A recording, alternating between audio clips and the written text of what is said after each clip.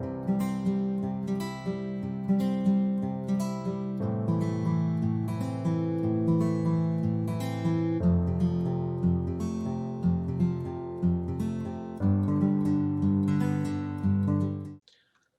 everyone, welcome to GMO's channel. In this video, I would like to show you guys the Queen's Gambit Declined from Black's perspective. The Queen's Gambit Declined, one of the solid openings in chess, one of the most classical openings in chess. Um, I myself have played this extensively during my early years. In this video, what you will see is different transpositions, different move orders that you can reach the QGD, and then the absolute main line that white players will try against the QGD if you're playing this from Black's perspective. Let's get started. So there are two move orders in which you can reach the QGD. One is with d4, d5, c4, e6, and the other one is d4, knight f6, c4, e6. And no matter what white does in this position, black generally goes d5 next move. This is another move order. Well, there are some differences, some different ideas that black players can use when they start with different move orders. Okay, the basic idea is if they are starting with d4, d5, c4, e6, knight c3, here black is left with a couple of options with bishop e7 as well as knight f6. So bishop e7 is one way to go to avoid a certain line. I'll talk about it later. And the other one is with knight f6, which is also which is probably the main line. Now, if you start with d4, knight f6, c4, e6 move order, obviously like we don't have this extra option of playing bishop e7 without knight f6. This is one key difference. But usually black players who wish to come with this knight f6 move order, they usually go with nc3. They usually continue with bishop b4. This is absolutely a different opening. This is the Nimzo Indian defense. I think you will also see a video I made on Nimzo Indian earlier. You can check it out. And yeah, this is an entirely different system. But d5 transposes to QGD structure once again. And these are the two different move orders. You can reach this position with d4, d5, c4, e6, or d4, knight f6, e6, and then d5 as well. Okay, now moving on with the main line, d4, d5, c4, e6, knight c3. Well, the option of keeping bishop e7 and knight f6. Usually knight f6 is the main move order, but bishop e7 is a slightly different move order to reach the same position anyway. If you guys have seen my earlier video on my first win against the Grandmaster, this is the move order that I played in that game. So those who haven't seen that video, please go and check it out. You will get some ideas from there as well. The point of bishop e7 is, see, usually when knight f6 is played, one of the most critical tests against the QGD is for white players to start with cd5, ed5, bishop g5. This is called as the exchange QGD structure. Exchange Queen's Gambit Declined. Now here there is a plan that is not very pleasant for black players. So this is something that was a favorite of Botvinnik, and Kasparov also played this extensively. The point of this formation is to allow white to continue with f3 and d4 structure. Now regarding this, I'll talk about this line in part 2 video more extensively, but this knight ge2 and bishop d3 with the idea of f3 e4 is basically the point of playing bishop e7. The point is here after cd5 ed5, now white basically has to commit his move. Now if he starts with knight f3, he's not able to reach the knight e2 structure, and if he starts with e3, the bishop is already stuck on c1.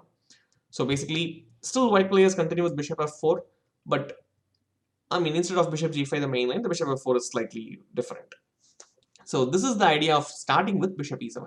Those who wish to avoid that e3, bishop d3 and ge2 should start with bishop e7. But if you think you're not scared of that bishop e3 knight e2 plan, then you can start with knight f6 itself. So just for the convenience sake, I'll keep knight f6 as the main move as of now. And let's go into the main line. Bishop g5.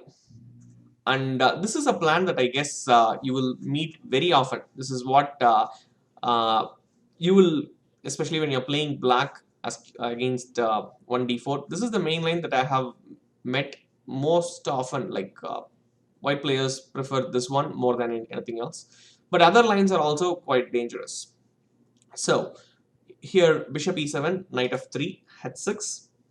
And from here, all the extra options start for white.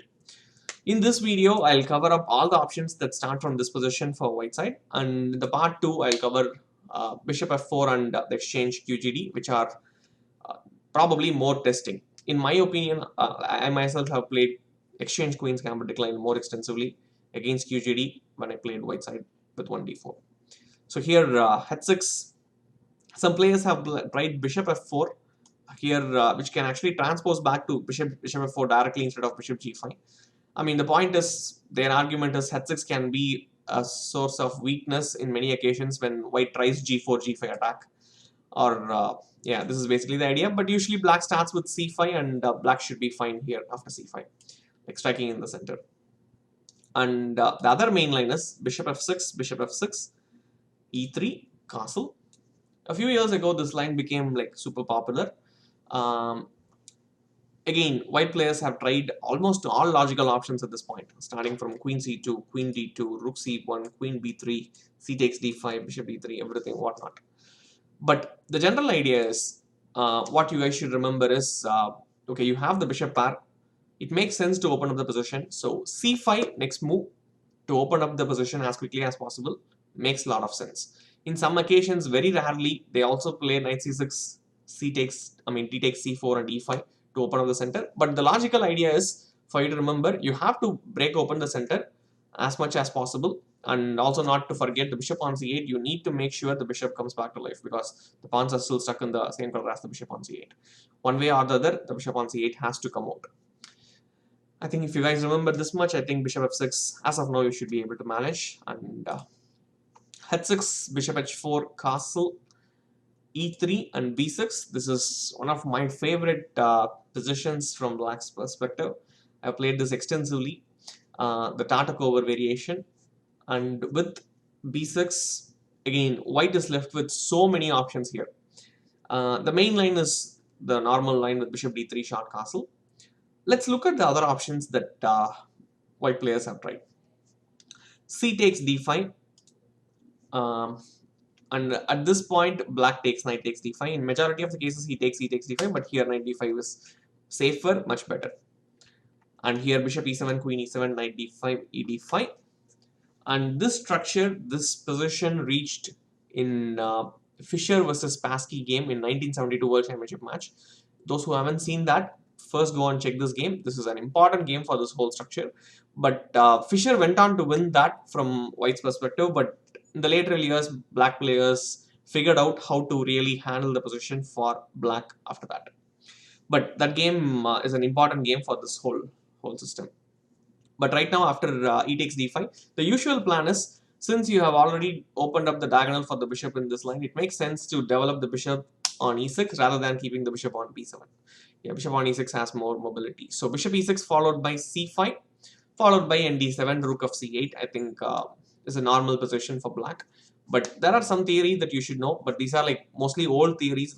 Basically, all these ideas were established several years back. I mean, since 1972, this position has been tried. So I'm sure like a clear conclusion has been derived from this position onwards. Coming back to b6, apart from c takes d5, there are some other ideas as well. One of the plans is to delay white's development with bishop d3 with rook c1. The point is, white is making one more waiting move to exactly see what black wants to do in this position. Usually bishop b7 is played, and here cd5, knight takes d5 once again, clarifying things. And in this case, black goes bishop d5 with the idea of c5. Black seeks activity, and black is generally doing very well in these positions as well. But apart from this, queen b3 is a move which is quite rare, but I have met this in a couple of occasions. And I mean, if you don't know how to handle this, this can be a problem. But once you understand the idea, like, it's pretty easy after that. So the idea of queen b3 is basically bishop b7 is met with bishop f6 followed by cd5, ed5. And here white goes rook d1 in this position. So the point is, he's playing against black's c5. If c5, obviously you see some pressure on the d5 pawn mounting, and it gets slightly unpleasant for black because you're not able to play c5, you're not able to play knight d7 because knight d5 is hanging. So here rook e8 is played. I mean, stopping all this knight e5 stuff. And after white continues with a natural move, bishop d3, black comes out with c5. An amazing idea. D takes c5 is met with knight d7. And check out the general model games from here. Black has done very well. Without fearing, black strikes in the center and opens up the position. Not to forget the bishop pair. That is, positions generally have been quite good for black. So if you know this idea, then I think you don't have to fear the queen b3 move. And I think the next idea is bishop to e2. There is a point behind this move as well. Bishop b7 is met with, once again, bishop f6 followed by cd5 and b4.